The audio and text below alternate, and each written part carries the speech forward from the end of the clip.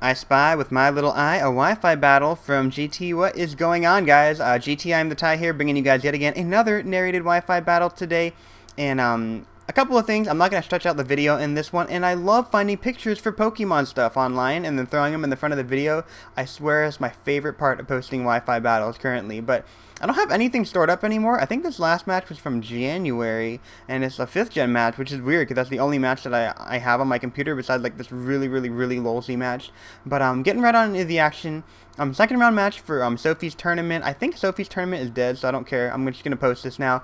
Looking at Meanlook's team, I think he's weak to my Floatzel, the Magmortar, Combustion, and Soul Rock. So I'm going to try to keep Floatzel as healthy as possible for the potential sweep late game. So let's just jump right on into it. Magmortar against a Floatzel seems like a good matchup for me. Really worried about the fact that he might be Choice Scarf and hit me with a T-Bolt. So I go out into I go out into Kecleon, and he actually double switched out into Vileplume.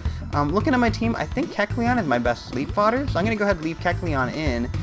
And obviously, I think he might go for a Leech Seed right here, because I'm expecting him to be a support Vileplume. Maybe that really annoying one that Big Bird Big Daddy runs.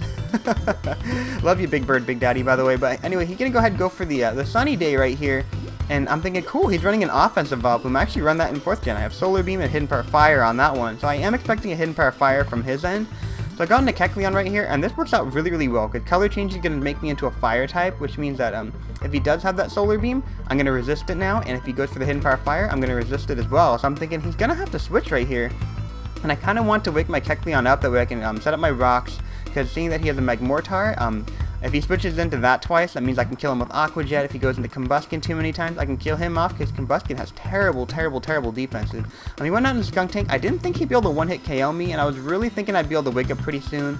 Maybe go for a Recover or something along those lines, but he went for the Taunt right there, which I wasn't really expecting, but now I'm thinking maybe he's like a support Skunk Tank. I've never seen one of those in 4th gen before, but maybe they're common in 5th gen, I'm not quite sure. But I go for the Drain Punch because I really wanted to break his balloon, that way I could Earthquake him with Torterra later on in the match. And obviously at this point, he wasn't really expecting that whatsoever. He goes out into Mr. Mime right here to resist that second Drain Punch. I actually have Toxic on this guy, but I really want to get Rock set up. Because I know that the Taunt should wear off pretty soon, because I think Taunt only lasts for 3 turns in 5th gen now, because they changed the mechanics on it.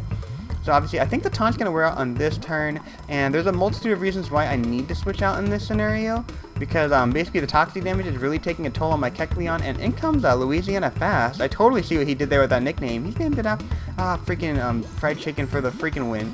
Obviously at this point, I don't want to get hit by a high jump kick, so I have to switch out. I do have a perfect counter. I was actually thinking about Combustion when I made this random NU team, so I decided to switch out into Grumpig, because I figured Thick Fat is going to make it so I resist the fire move that he could potentially throw at me, and then because I'm a psychic type, he can't hit me with that high jump kick, or is not going to be able to do all that much damage. So I'm thinking he really can't do all that much to me. I'm going to go ahead and set up a substitute, predicting that switch, just to get some damage in on that Skunk Tank in my mind. But obviously he decided to go for a second Swords Dance, which I wasn't expecting whatsoever, and he's going to go for the Baton Pass right here, and I thought the Baton Pass was illegal with Speed Boost, but I don't play 5th gen enough to really make that call. It might be illegal. I'm just going to play around it, because I don't really care, whatever. In comes the Skunk Tank though, and I honestly have no idea what that nickname means, but obviously at this point he's going to go ahead and go for the Taunt to prevent me from getting up any more boost right there, and I'm going to go for the Shadow Ball, because that's pretty much the only good move I have. I think I have 2 of these Grumpigs, like the sub-Calm Minding ones, but one of them runs Signal Beam, and one of them runs Shadow Ball, and unfortunately I don't have something that would hit him for neutral damage on this one, but it's okay. Obviously at this point, I'm going to get as much damage as possible, and I was really looking at my team. I'm trying to decide what the heck I could possibly switch into Skunk Tank at +4. Even if he's a support set, I don't want to risk it. I don't want to go out into my, I don't want to go out into Torterra in this scenario, because I don't know if he's going to be able to take 2 hits.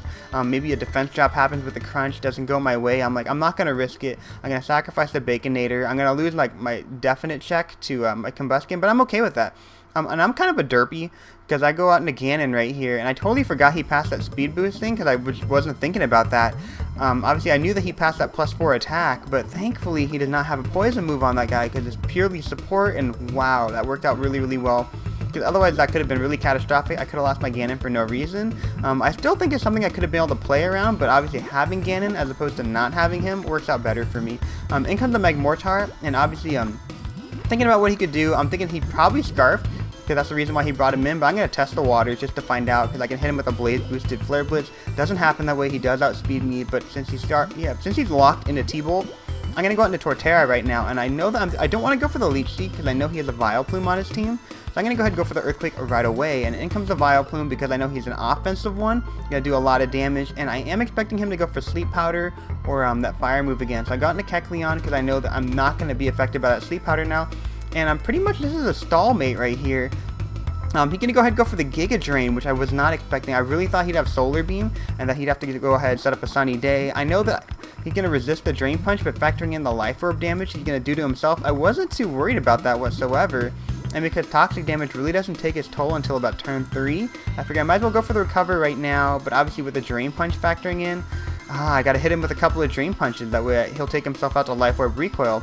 He goes for the Sunny Day right here because obviously he needs to maximize the amount of damage he can do when he hits me with Hidden Power Fire, because if he can't take me out, then there's nothing he can hit me with anymore, basically, and he's going to die. So I know exactly what he was thinking right there, and I'm basically just trying to get him to a range where Life Orb Recoil is going to take him out. I really don't care about Kecleon, thinking about the rest of his team, because I think he has Combustion and a Soul Rock and a Magmortar, and obviously Magmortar can be played around with, especially because once he switches in a second time, I know I'm going to be able to kill him off with a Priority Aqua Jet from Floatzel, so I'm not too worried about that. I'm going to go ahead and go for that Drain Punch, lose my Kecleon in the process, I believe, on the following turn, because I think he's going to be able to outspeed me no matter what. He's going to go for that Giga Drain, but obviously at this point, not going to be able to heal him for enough damage to prevent him from dying to Life Orb Recoil, and down goes Pascal, but he did his job. He basically walled the special attacker and then stalled it out. So in comes the Mr. Mime. I went on to Floatzel, and I know that no one's going to be expecting Taunt on a Floatzel, so I'm going to go ahead and go for it, because I figure he might try to set up something. But he actually goes for a Thunder Wave, which works out really, really well for me. And obviously at this point, I'm not quite sure what he wants to do. I was thinking about what I could do right there. I didn't want to take any more damage with my Floatzel, and this seems like kind of a bad switch, but I do have a plan behind this. I'm going to go on to Ampharos. I don't think Mr. Mime is able to pack Recover. You can correct me if I'm wrong, but I don't think they have Recover. Because I really don't see Mr. Mimes in 4th gen or in 5th gen ever, because I don't play enough lower tier stuff. But you're going to go ahead, go for that Psychic. I know that I should be able to take that because I'm a freaking Ampharos. And this is an offensive Ampharos, which is why it's doing quite a bit more damage than it probably would to a normal one. But I figure with Ampharos sitting in the wings, I can hit him with about 2 Thunderbolts right here. Still survive the following hit, and then it's going to put him in range where I can take him out with a Waterfall, because I know I should be able to outspeed him no matter what. And I feel pretty comfortable in that regard, and yeah, that's basically the best use that I could find for my Ampharos in this entire match. So Bazinga, he's going to go ahead and hit me with a Psychic. I think that's going to be able to take me out on the following turn, but obviously at this point, I feel like I'm pretty good to go. His Mr. Mime is set up at a really low amount of health, so Waterfall from Floatzel should be able to take him out. I believe he has a Magmortar, which is going to die to Aqua Jet, even though it's Scarf, because he's going to switch into 2 turns of rock damage.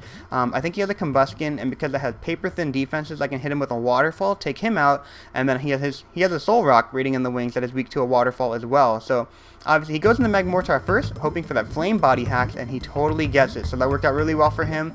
But I got a Lumberry. I got a Lumberry on this guy, because that's the way I just put a Lumberry on him, because I put him in the leaf spot, and that worked out so well for me. Obviously that would have completely changed what I could possibly do, but obviously at this point, because I'm not burned, I can 2-hit KO the Soul Rock right here. And I'm going to go ahead and go for the Psychic, because I'm at full health, because I've been trying to keep Floatzel as healthy as possible this entire match. He's not going to be able to take me out with that, not even going to be able to do half, and I'm going to be able to take him out with a Waterfall. And I believe that his last guy is Combustion right here, and because this thing's not fast enough until he gets a couple of speed boosts, I saw the Swords Dance and the Baton Pass, so he can't have Protect on this guy, so I'm going to go straight for the Waterfall, and that's going to take him out, and I believe that's going to be the game. But anyways, kind of a quick, it's not really a quick match, but it was, it's 5th gen, and it's a Pokemon battle, and I know that a lot of people are always looking for these, so I hope you guys enjoyed. As always, feel free to click the like button if you did. And what else did I want to say before I finished off this thing? No, I think I just want to throw more Pokemon pictures into the air, because I freaking love finding these online. Like, this is freaking awesome. I don't know what else to tell you. Thank you so much for tuning in, everyone. Thank you for the feedback. More Pokemon, or when I get more battles in with people, then I'll put more Pokemon content up. In the meantime, more Final Fantasy IX stuff. More Final Fantasy IX stuff. I haven't posted any yet, actually, but Final Fantasy IX stuff to come is what I should say. And I know that not everyone's going to be interested in it, but I'm super interested in it because it's amazing, amazing, amazing. I love investing myself in the storyline and reading the dialogue out loud, and you guys can see how emotionally invested I get in these stories, which is total fun for me. But yeah, that's pretty much it. Thank you so much for watching, and I will catch you all soon. Bye.